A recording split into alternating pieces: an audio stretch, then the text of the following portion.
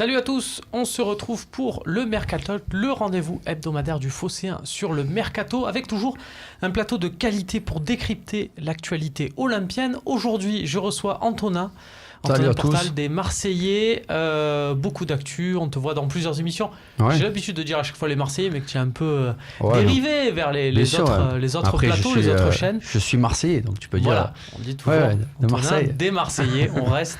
Bien sûr, sur ce programme phare, en face de toi, un admirateur. Mais pas que, il n'est pas venu juste pour te demander un autographe. Il est là aussi pour sa connaissance du ballon rond. C'est Karim Atta. On a grand plaisir de te retrouver, Karim. Tu avais effacé ton compte Twitter. Tu es de retour.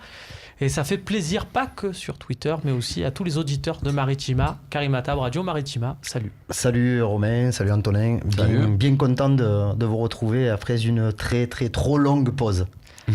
Vous le voyez, j'ai tombé la veste. On est vraiment dans un mercato qui commence à devenir un peu plus chaud là, au niveau de l'Olympique de Marseille, notamment l'épisode Carlos Bacca. Je suis sûr que vous le suivez tous les jours. Il y a un rebondissement, il y a toujours une petite histoire. Un coup, c'est son prof de français qui était absent. Un coup, il a une clause spéciale. Le réveil n'a pas sonné. Le réveil n'a pas sonné. Il y a toujours quelque chose. Est-ce que pour vous, on joue pas un peu avec le feu à se le présenter comme un plan B?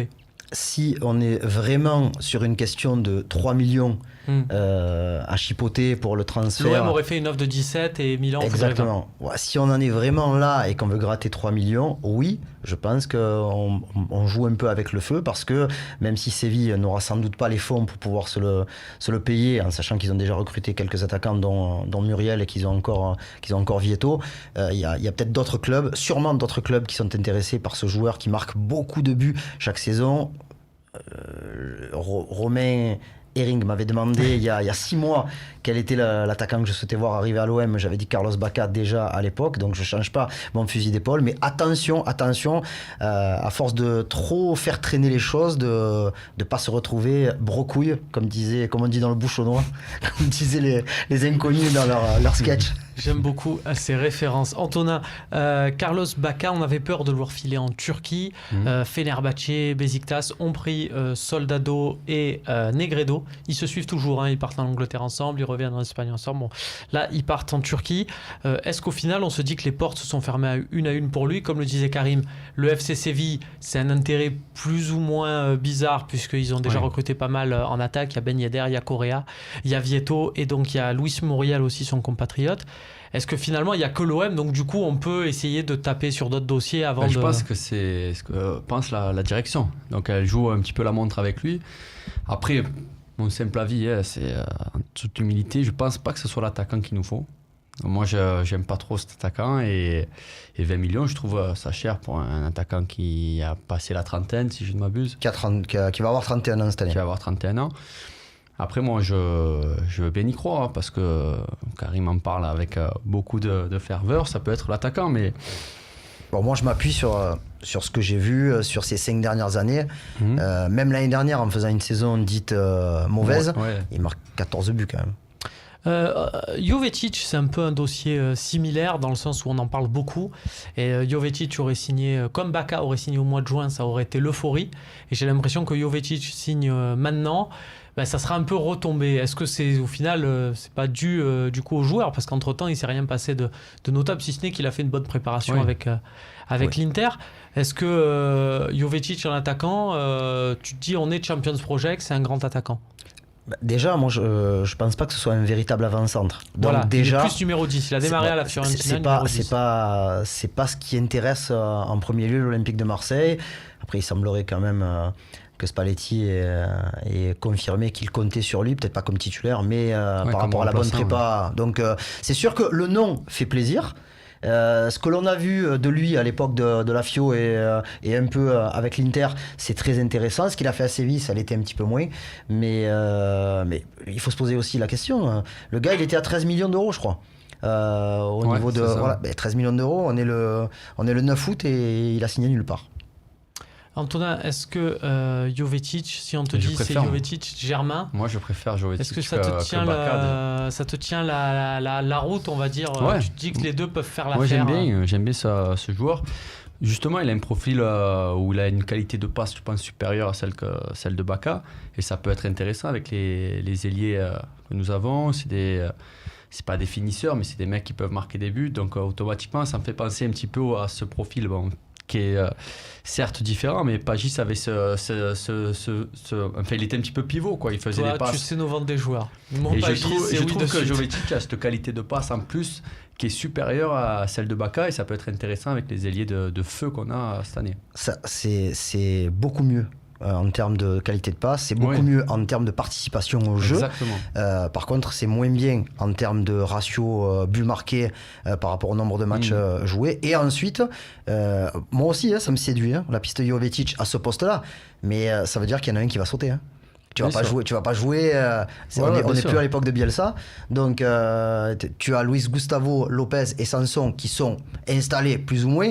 Si tu fais jouer Payet, Thauvin, Germain et Jovetic, parce que Jovetic aura du mal à jouer. Germain et Jovetic en concurrence, et après que le meilleur gagne. Après Jovetic en pointe, moi je. Alors je vais vous proposer un buteur, un vrai, Vincent Janssen, le Hollandais, qui avait fait une grosse saison à la Z Alkmaar, transféré pour plus de 20 millions à Tottenham. Là, c'est le dernier nom un peu sorti du chapeau. Lui, c'est un vrai buteur. Lui, c'est un avant-centre, un vrai. C'est un vrai buteur de la Z Alkmaar. Voilà, à Tottenham, ça a moins bien marché pour lui. Mm-hmm. En même temps, à Tottenham, ça aurait bien marché pour personne, puisque c'est le club de Harry Kane. Oui, mais Harry Kane a été blessé et qu'il a joué plusieurs mois l'année dernière. C'est Dele Alli, c'est vrai, qui a explosé aussi. Un autre produit maison, on sait très bien l'attachement des Anglais aux produits anglais. Bien sûr. Passer derrière. Mais bon, il le vaut bien. Il le vaut bien. Ah oui. Dele Alli, c'est costaud, quoi. C'est une future pépite. Lui, je pense que les 222 millions, il les vaut vraiment. Vincent Janssen. Est-ce que c'est une bonne idée? C'est un truc à aller chercher parce que Tottenham, qui est quand même deuxième l'an dernier de Première Ligue, c'est peut-être un peu... c'était trop pour lui, mais là, l'OM, dans cette situation-là, ça peut être intéressant?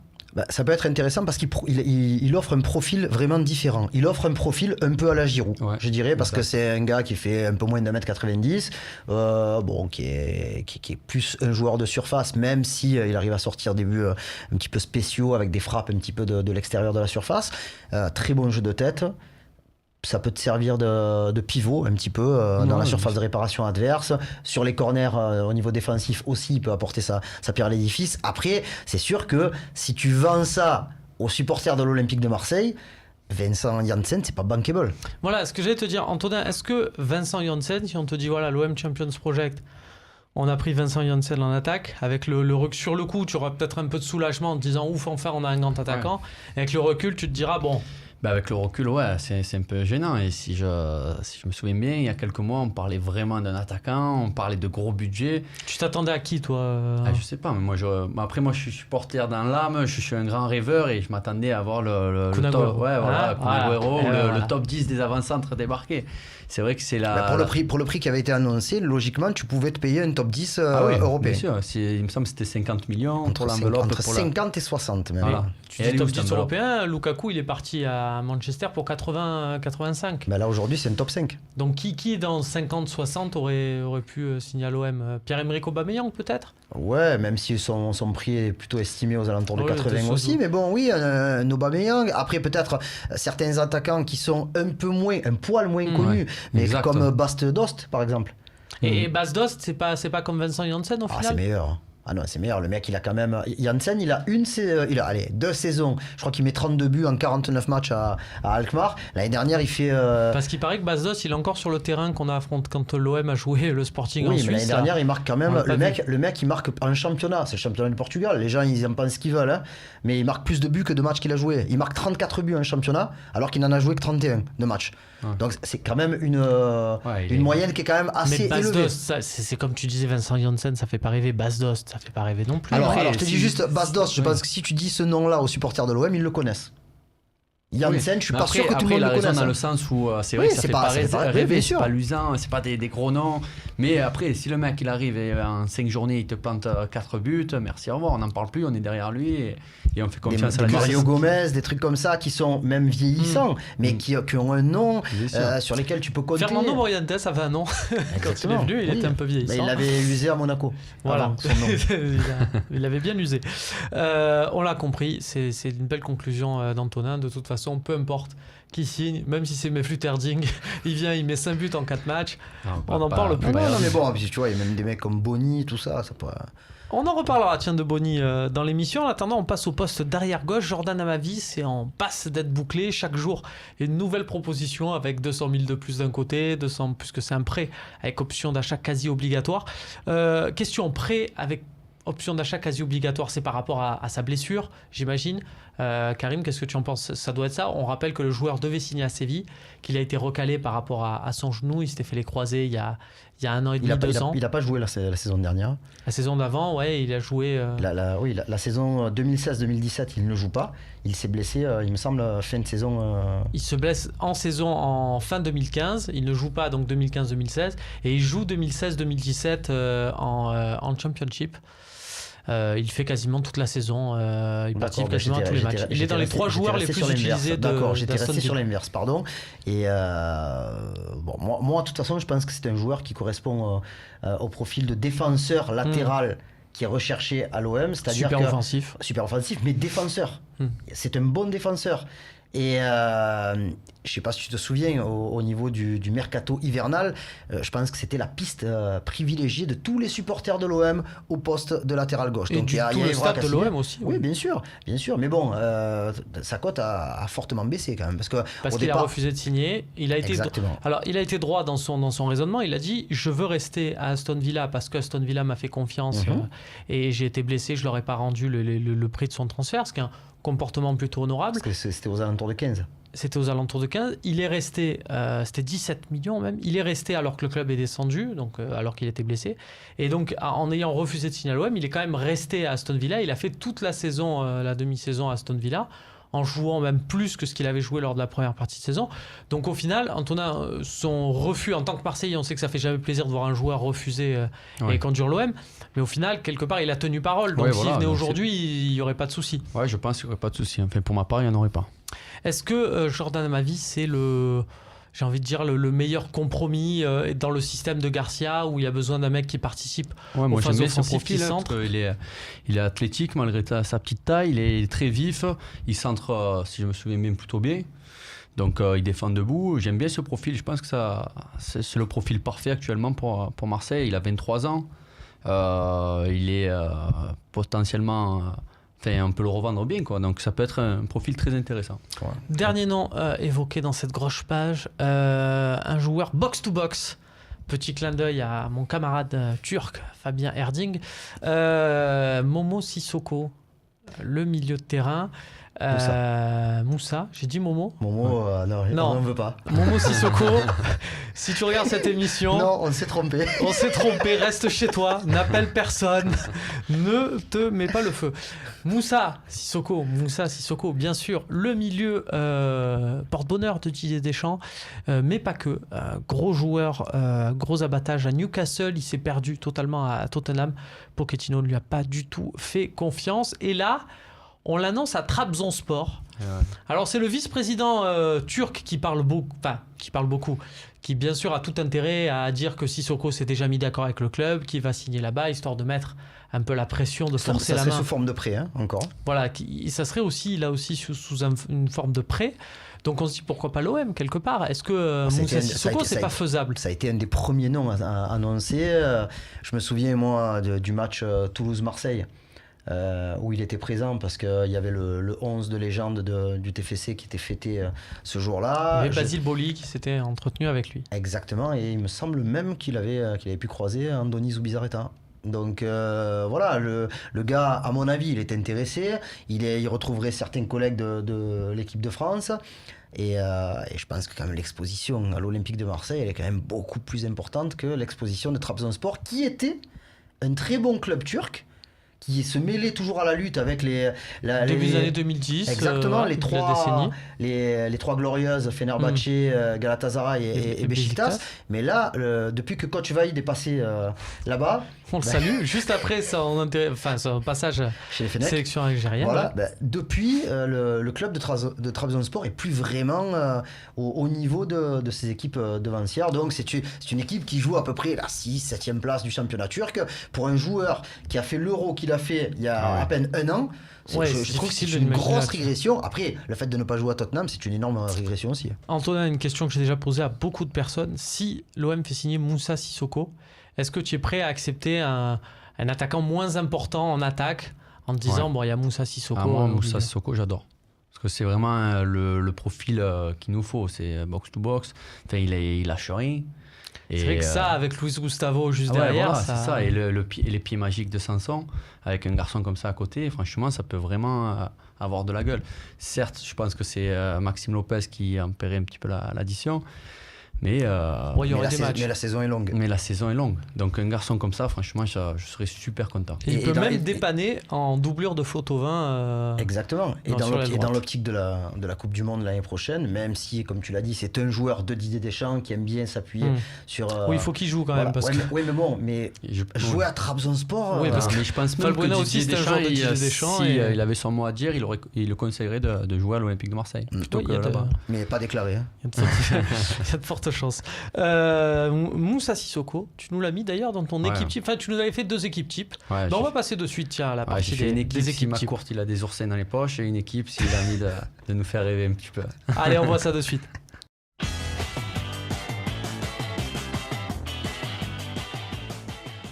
Les équipes types, tu nous disais, tu en as fait 2, une avec un McCourt de bonne humeur et avec un McCourt qui n'a pas obtenu ce qu'il voulait de madame au matin. Alors, on va voir ce que ça donne, mais on va regarder surtout l'équipe, on va dire, la plus pessimiste, la plus réaliste, on va dire ça. Et puis tu vas nous dire un peu ce que tu rajoutes là-dedans. Mandanda, Rami, Luis Gustavo, Jovetic devant, tiens, on en parlait, à ma vie. Issa Diop, le stopper toulousain.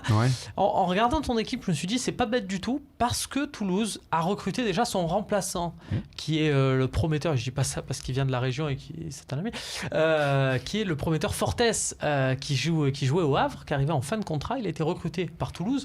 C'est que voilà, un défenseur central qui avait plusieurs propositions en Ligue 1, qui choisit Toulouse alors qu'il y a Diop, Julien, c'est peut-être parce qu'il sait qu'il y en a un des deux qui va partir. On a beaucoup parlé de Diop à Monaco. Ça s'est pas fait, Diop, ça semble plus d'actualité. C'est pas cadeau. Non, je sais, mais minimum 10 millions d'euros. Ouais, voilà, c'est ça, sa valeur Transfermarkt, c'est 4-5 millions. Donc j'imagine. Donc avec Sadran, la valeur Sadran, si tu multiplies par 2,5. Ouais, 2,5, donc ça peut faire 12. Et je pense que c'est un joueur qui est intéressant. Il a 20 ans. Ça, il fait partie des forces de la nature. Voilà. Après, on ne gagnerait pas spécialement en vitesse. Mais je pense qu'il a une intelligence de jeu, de placement. Il va plus vite que... Oui, encore, il va plus vite que les nôtres. Mais c'est tout ce qu'on a à notre disposition aujourd'hui. Mais j'aime beaucoup ce joueur. Je trouve qu'il va avoir une belle carrière et j'aimerais bien qu'il la fasse chez nous. Il va faire Sakai. Même Sakai, attention. Si, version positive, tu nous rajoutes Moussa Sissoko et tu nous rajoutes Giroud devant, c'est ça? Exactement, voilà, c'est ça. Donc Giroud, je lèverai Lopez dans cette formation et je mettrai Moussa Sissoko et devant notre ami Giroud à la place. Donc ça voudrait dire que l'OM fait signer 4 joueurs à minima d'ici la fin du mercato, pour toi, dans la version optimiste. Oui, mais bien sûr. Moi, à la base, je pensais qu'ils allaient recruter 8 joueurs, enfin, qui allaient changer le visage totalement de l'équipe. Et, ça sera sans doute 7. Ça, tu penses 7? Alors, on va voir ce que tu penses, on va voir le fond de ta pensée quand même avec ton équipe. Tiens, qui ressemble aussi, bien sûr. On est sur les bases, on se rapproche forcément. Et toi, tu as une autre idée pour le poste défenseur central. Alors, Carlos Bacca devant, tu nous l'as dit, tu n'en démords pas, tu ne changes pas. Parce que je pense que l'OM n'arrivera pas à faire Giroud. Voilà, tout simplement. Aussi. De toute façon, Giroud, ça se décantera dans les tout derniers jours du mercato. Avec la situation d'Arsenal. C'est pas l'option souhaitée par Garcia. Il aimerait bien avoir son attaquant le plus rapidement possible. Alors après, si on te dit que le 31... Il reste 3 semaines, déjà même pas. Il reste 3 semaines. Donc le temps passe, il faudrait se bouger un peu, quoi. Toi, en défense centrale, pas de Issa Diop, tu tentes un Mangala, Eliakim Mangala, en prêt, puisqu'il joue à Manchester City avec un salaire, il doit toucher 600 000 euros net. Donc plutôt un prêt, mais tu le tentes. Avec option d'achat, parce que ça Lyon, en début de mercato, était intéressé, ça s'est pas fait. Ils ont pris Marcelo, le colosse du Beşiktaş. Toi, tu tenterais un Mangala Rami. Déjà, je tenterai un Mangala parce que c'est un défenseur qui est gaucher. Voilà, parce que j'aime bien avoir la parité. Rami à droite et un gaucher à gauche, même si c'est pas le cas, on va pas taper des. Oui, voilà, on te propose Kordzuma, tu veux pas. Enfin, Kordzuma c'est un stock, mais voilà, on s'est compris. Après, Mangala a fait une belle saison l'année dernière avec Valence. Il a été prêté, il fait quand même 33 matchs de Liga. Donc, il jouait devant Abdenour, par exemple. Exactement, donc c'était quand même assez intéressant. Et je suis en train de penser, donc pas d'Abdenour, pas de défense des tontons. Non, ceux qui ni Benatia, ni Abdenour. Non, mais Mangala, je pense que c'est vraiment un bon compromis parce que, encore une fois, j'insiste à chaque fois sur. On est dans une année pré-Coupe du Monde. Il a quand même fait partie du groupe de Deschamps l'année dernière. Il a même joué, je crois, contre l'Islande. Et moi, je pense que le gars, il vaut pas les 54 millions d'euros qui ont été mis sur la table. Évidemment. Sur le compte du FC Porto. Par contre, je pense que c'est un mec qui vaut quand même entre 20 et 30 millions d'euros. Sur le compte du FC Porto, ouais. C'est vite dit. On embrasse d'ailleurs Luciano Donofrio qui nous regarde sûrement. Non mais bon, Mangala, je me dis ça peut être intéressant. Sinon, j'avais aussi également le Colombien de l'Inter, Murillo. Beau Murillo, poète, hein. Ça aussi, un beau bébé, un beau poète. Oui. On en parlait dans le mercato, son nom a aussi circulé du côté de Lille. Donc c'est dire aussi, je veux dire, si c'est accessible, on va dire, aux finances de l'Olympique de Marseille. Voilà. Je crois que c'est aux alentours c'est entre 10 et 14. Ils ont cherché au début à faire croire qu'il valait 30. Bon, oui, bien tenté, non. Donc ça passe voilà. pas. Et c'est vrai que c'est comme un peu Jovetic, tu disais dans la première partie, un joueur dont on l'annonçait sur le départ dès le mois de juin. On est mi-août, il est toujours dans son club, le même, l'Inter, ce qui veut dire ce que ça veut dire. Alors, on aura compris, messieurs, c'est soit Issa Diop, soit Mangala, grosso modo. Donc c'est pas la même masse salariale également. On cherche à se défendre. Mais si tu as un prêt, bien sûr. Et que Manchester City accepte de prendre une partie du prêt, je pense que ça peut. Moi, je pense qu'à l'heure actuelle, Mangala est beaucoup plus. C'est un meilleur footballeur que Issa Diop, mais je pense. Mais l'autre, c'est le futur. Voilà, l'autre, c'est le futur. On parle de futur, messieurs. Il en sera forcément question dans la dernière partie. C'est les valises.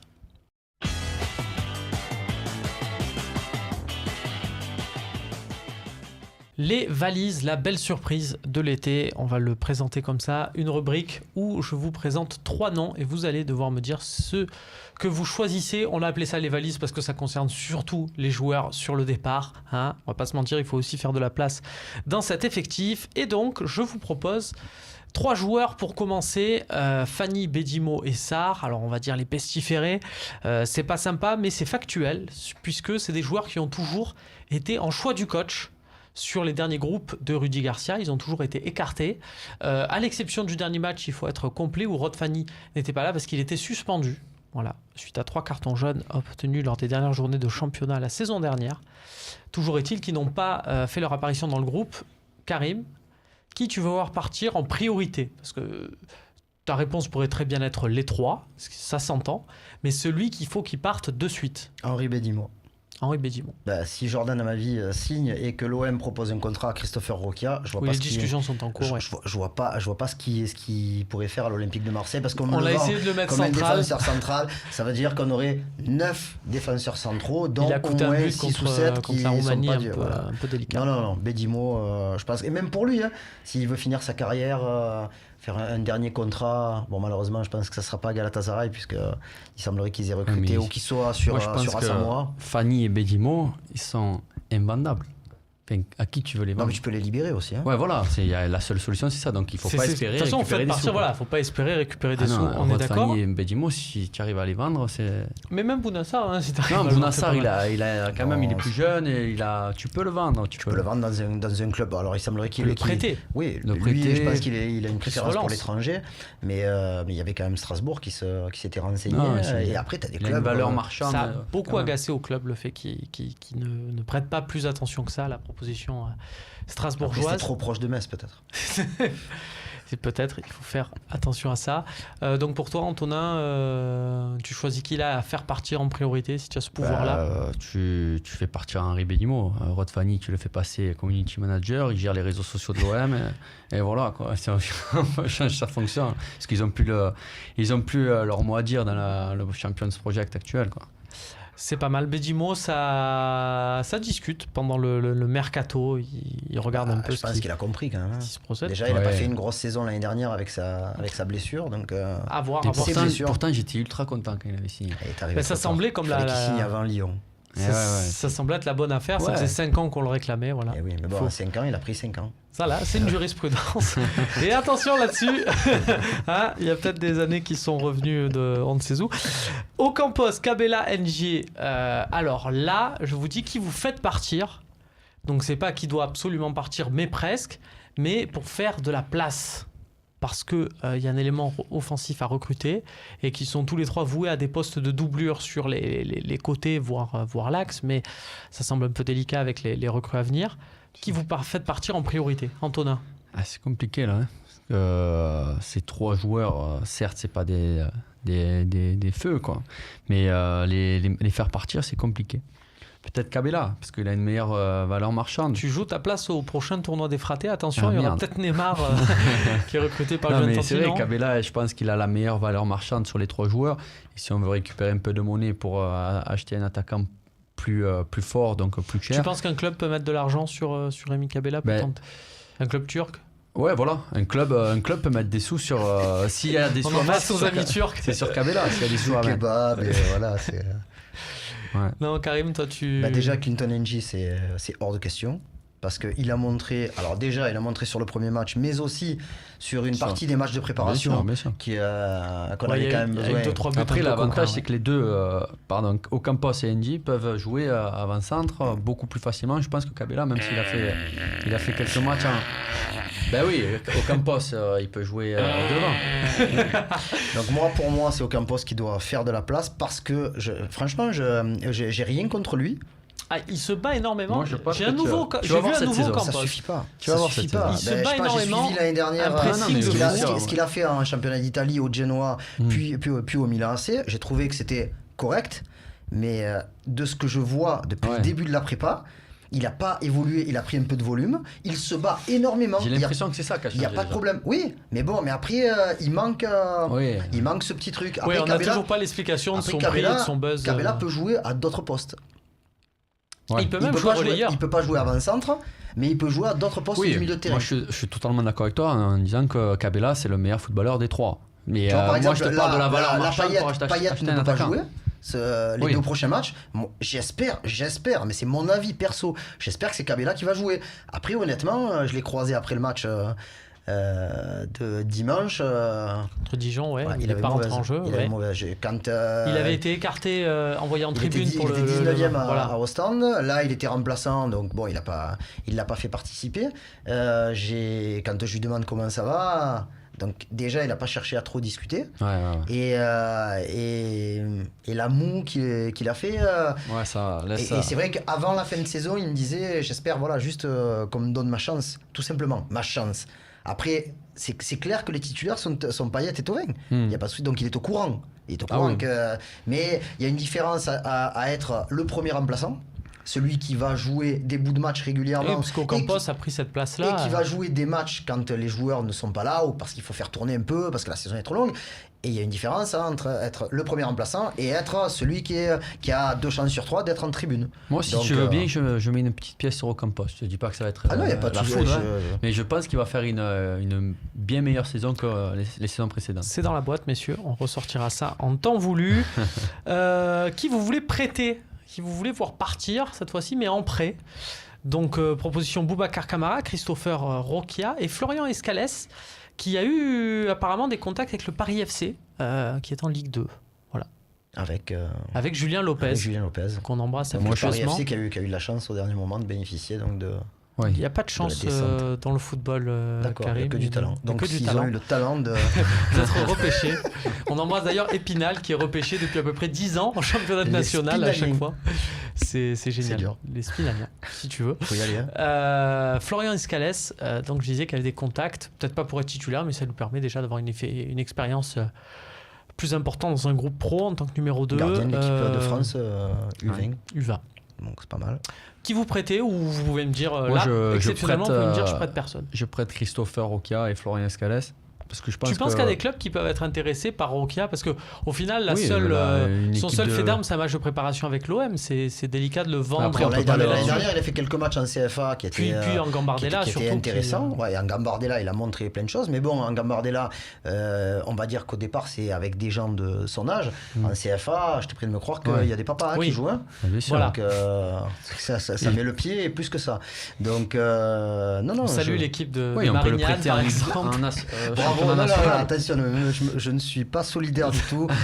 Patrice Hérault et toute l'équipe. On les salue. Bravo pour votre saison dernière et on vous souhaite le meilleur pour cette année. Comme je souhaite bien entendu, j'en profite, le meilleur au Football Club de Martigues, Baptiste Djabikoni et de Farid Fouzari, donc en espérant qu'il remonte un petit peu. Tu as dit Baptiste Djabikoni correctement. Oui. C'est une performance. Je suis de Martigues aussi. On fait un bisou aussi à Toulon, tiens, puisqu'ils y sont aussi dans ce beau championnat de CFA avec William Prunier qui a quitté la réserve de Montpellier. Antonin, on t'a coupé. Qui tu prêtes? Moi, je prête Roquia, que ce soit en 3e division ou en 2e. Parce que je pense pas qu'en première, il aura des contacts. Et après, je pense que Camara, on va avoir besoin de lui. Que ce soit demain ou après-demain, on va avoir besoin de lui. J'aimerais bien l'avoir dans le groupe parce que j'y crois fortement à ce joueur et j'aimerais bien le voir sous les couleurs de l'OM. On a eu la bonne surprise avec Lopez, on a eu une agréable surprise avec Zambo. Pourquoi pas encore une autre surprise à venue de nos équipes réserves. Je suis exactement du même avis. Donc tu prêterais Roquia aussi? Donc je prêterais Roquia. Alors peut-être un club. Non, ça vaut pas le coup parce que si c'est pour jouer à Martigues, il vaut mieux qu'il joue avec la réserve de l'OM. C'est à minima du national, peut-être de la Ligue 2. Pourquoi pas? Et il peut y avoir des clubs. Tu sais, tu peux être doublure dans un club de Ligue 2. Nîmes par exemple. Ouais, j'ai pas en tête exactement l'effectif de Nîmes, mais je pense quand même qu'il y a des clubs en Ligue 2 qui n'ont pas de véritable doublure de latéral gauche. Et en étant doublure, tu joues des matchs. En étant 3e, et puis tu as l'opportunité avec par exemple les tours de Coupe de la Ligue d'inverser la donne. Exactement. Après Florian Escalès, oui, avec Steve et... Ça va maintenir son implication. S'il est second sur la ligne de départ, il va vouloir être premier, alors que là, s'il est dans la hiérarchie actuelle, parce que ça sert à rien. Ça sert à rien. Et tu dois enjamber Henri Bédimo. Tu signes ton premier contrat pro. Si ça se confirme qu'il y a une proposition de 3 ans de contrat pour son premier contrat. Oui, tu pars en première année, voilà, ça va, tu peux faire tes armes un petit peu, alors que là, tu vas perdre une année à jouer en National 2 maintenant. Voilà. Par contre, Camara, exactement la même pensée. On verrouille. On s'est fait chier à le signer. On en a parlé avec le coach lors de la dernière conférence de presse. Peut-être en 5 et pas en 6, pour ma part. Non, il ne le mettra plus. Toi, tu penses qu'il va la laisser en 6? De toute façon, il joue en 6 maintenant avec la réserve aussi. Et c'est vrai qu'il a toutes les qualités du défenseur central moderne. Il lui manque un peu de vitesse. Et aujourd'hui, la vitesse, c'est le nerf de la guerre de la défense centrale de l'Olympique de Marseille. Donc et en 6, franchement, moi je trouve qu'il a vraiment... Il rentre... Techniquement, il est propre, il arrive à relancer, il joue intelligemment, un jeu de tête, il y va. Et troisième, alors. C'est un arbre, c'est-à-dire que tous ceux qui ont essayé d'aller au contact avec lui, ils ont perdu un membre. À 18 ans, c'est chaud. C'est difficile. Oui, voilà. À 18 ans, il offre vraiment un profil qui est quand même intéressant pour ce poste de milieu défensif. Un T1000, grosso modo, pour ceux qui se rappellent, Terminator 2. On finit avec une série qui me fait plaisir, un truc bien sale. Qui vous prenez en plan B. Donc là, quel attaquant vous signez? C'est le plan C, c'est pas le plan B. Voilà, en plan Z, vous l'appelez comme vous voulez. On est le 31 août, il est 20h30. Vincent Aboubakar, Mbaye Niang ou Wilfried Bony? Steven Fletcher. non mais tu me dis, on est le 31 août, 20h30 et on a recruté personne, c'est chaud. Qui tu prends? Aboubakar, moi, c'est le plan Z, 31 août, tout ça. Aboubakar, plan Z à au moins 30 millions. Eh oui. Non, ils ont dit 20, ils le lâchaient. Oui, tu crois, toi. Tu crois. Wilfried Bony, moi. Wilfried Bony. Oui. Ouais, c'est 16 millions. Mon second choix. 16 millions après avoir été vendu 38 millions. Voilà. Manchester City. On se console comme on peut. Ou alors Vincent Aboubakar. Qui a perdu 22 millions en 2 ans. C'est cadeau. C'est rien à côté de ce que va perdre Paris. Vincent Aboubakar. C'est pas mal, Aboubakar aussi. Aboubakar, qui avait fait une grosse saison à Lorient. Ouais, bien sûr. Qui est parti, qui était après à Besiktas. À Valenciennes. Valenciennes d'abord. où Eli Bopp ne l'avait pas voulu à l'OM alors qu'il était gratuit. Il était parti en fin de contrat de Valenciennes à Lorient, où il avait bien marché, vendu à Porto, qu'il a prêté à Beşiktaş. Ça semble un peu bizarre, Porto qui le prête en Turquie, là il revient, il est conservé nulle part. Il fait une belle saison l'année dernière, parce que Beşiktaş est quand même champion. Mais Beşiktaş vient de recruter Negredo. Oui. Non, mais bon, Beşiktaş, il fait une belle saison, il marque des buts. Ils sont champions. Ils sont champions, ils font quand même un quart de finale Ligue Europa contre Lyon. Après, le problème, je pense, ils font un quart de finale de Ligue Europa contre Lyon où Aboubacar n'a pas joué parce qu'il était suspendu, parce qu'il a pété un câble à l'occasion du 8e de finale. Donc voilà, c'est quelqu'un qui est... Donc tu préfères Wilfried Bony? Moi, je préfère Bony. Parce que je pense que c'est pareil. Ils ont plus ou moins les mêmes profils.